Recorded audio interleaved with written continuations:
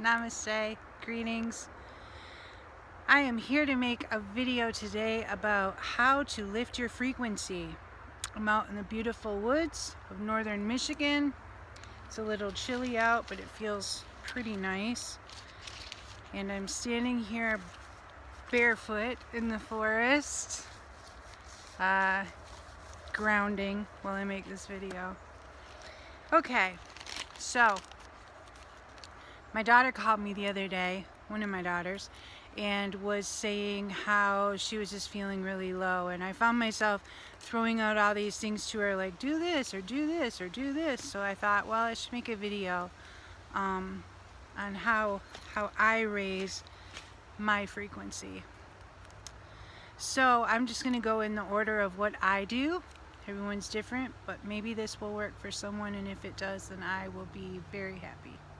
So I'm sure if you're here watching this, then you know that everything in this universe is vibration and frequency, and we do this. Sometimes we're riding high, sometimes we're riding low. It doesn't feel good to ride low once you felt how good it feels to be of a higher frequency. So the number one thing I would like to say that I've learned within the last year is that if you're feeling very emotional or crying or anger, like very strong emotions, then chances are you need to feel that. That doesn't necessarily mean that, oh, my frequency's dipped and I gotta get it back up. No. Especially like the last 2 weeks for me, I find myself just bursting into tears over every little thing, and that's because there's a lot of stuff being released. So number one thing is just feel the emotions. Don't feel like you have to just raise your frequency back up and change it all. Just feel the emotions, just sit with it. Kind of trace the thoughts back and try to figure out where it's coming from. Is it something you need to release? Are you not speaking your truth and people are walking all over you? Do you have some stuff in your past that you need to let go of? You know, feel sadness over, whatever. That's a whole different topic. But do that first.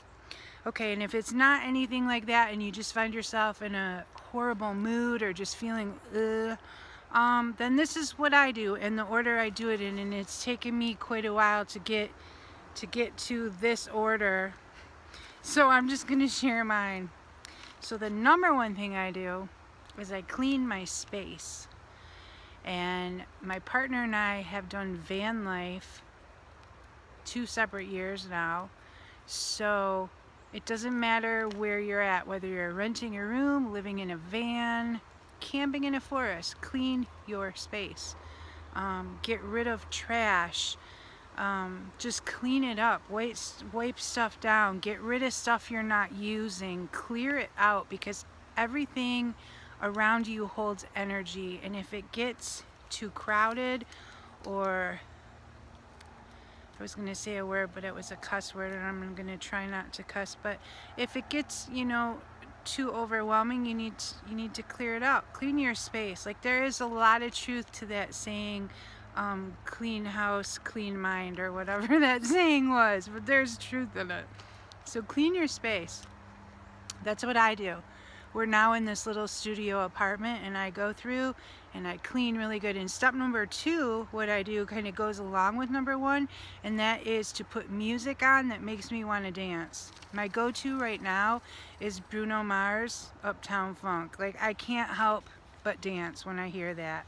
Or Stevie Wonder, Superstition.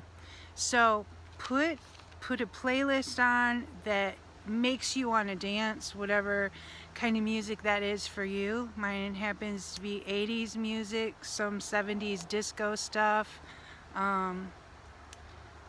just whatever, even classical. There's times I'll find myself being conductor and just all in it. So put music on, clean your space. That's 1 and 2.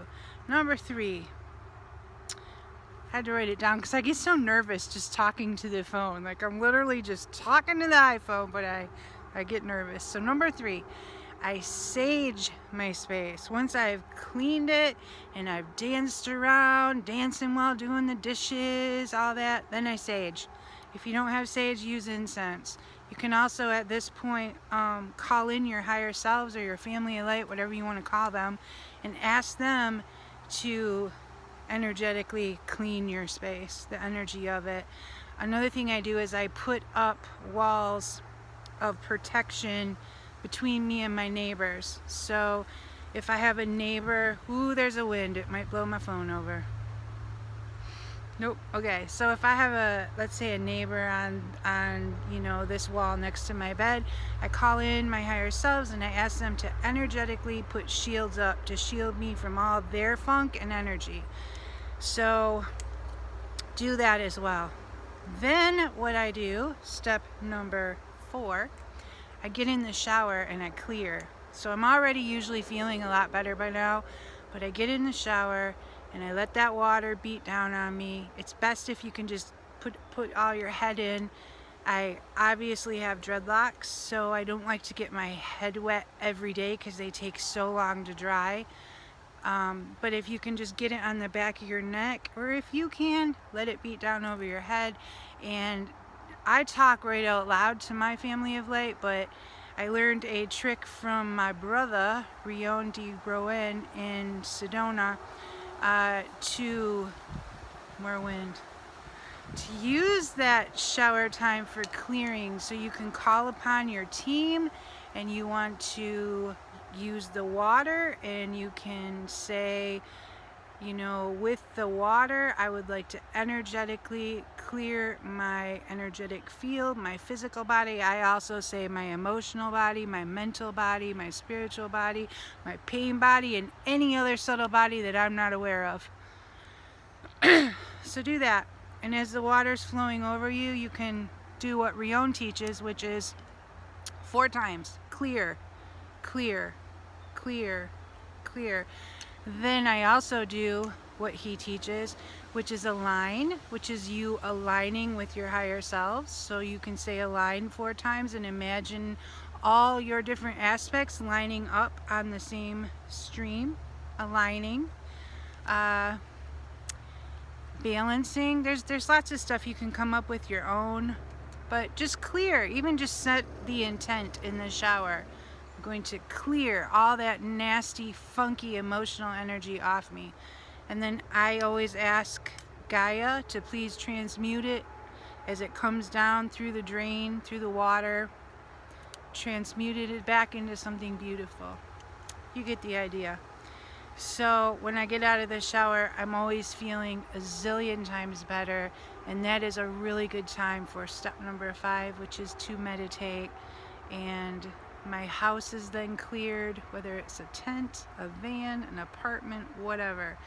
The space is cleared, it's saged, I've cleared my body, I've danced stuff off, and now I sit down and I close my eyes and I go into meditation and I call in my higher selves and I listen. I just listen to what they want to tell me about why I got funky in the first place. A lot of people teach to clear all your thoughts in meditation, and I don't find that helpful. Pay attention to your thoughts. Your thoughts are going to show you why things are coming in for you. Again, that's a whole nother topic, but those are my 5 ways that I raise my frequency. Sometimes I do this every day. Sometimes I do this multiple times a day.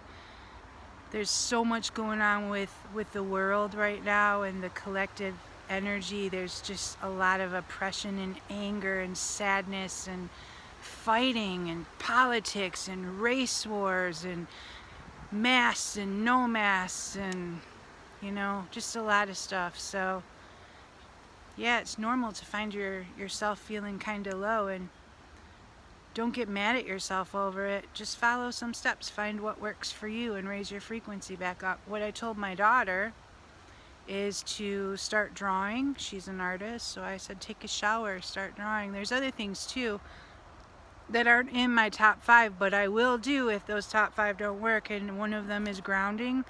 So I come out here to make this video for y'all, and I took my shoes off and I'm just standing on the forest floor barefoot, and it feels divine. So what else did I write down? Fasting is a good one.